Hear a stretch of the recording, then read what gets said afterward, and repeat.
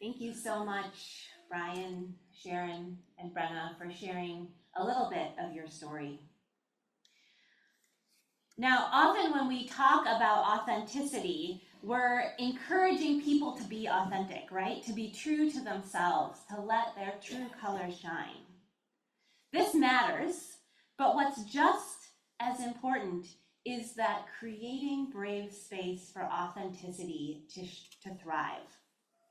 As we were preparing for this service, our conversation centered around some of the experiences that you've heard, the experience of coming out as a continuous process, something you have to do over and over again. Not a moment, but a lifetime of calculating the risks of coming out in any given situation, figuring out whether this is a space you can show up authentically, whether this person is safe to share the true you. And the clear conclusion, as you heard, was that coming out and deciding whether to come out again and again is totally exhausting.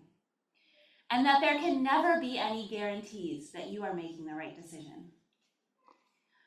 So the work that this day calls us to is not actually about being authentic. Folks in the LGBTQ+ community are already doing that work, day in and day out. It is much more about creating brave spaces to meet that authenticity when it is ready to emerge. For allies especially, I'm talking to you, our work is to try to make that continuous coming out a little less exhausting. One thing that came up in our conversation was that it helps when allies have already done the work of learning about LGBTQ+ identities, when we have educated ourselves and can take some of that emotional labor of answering questions that come up.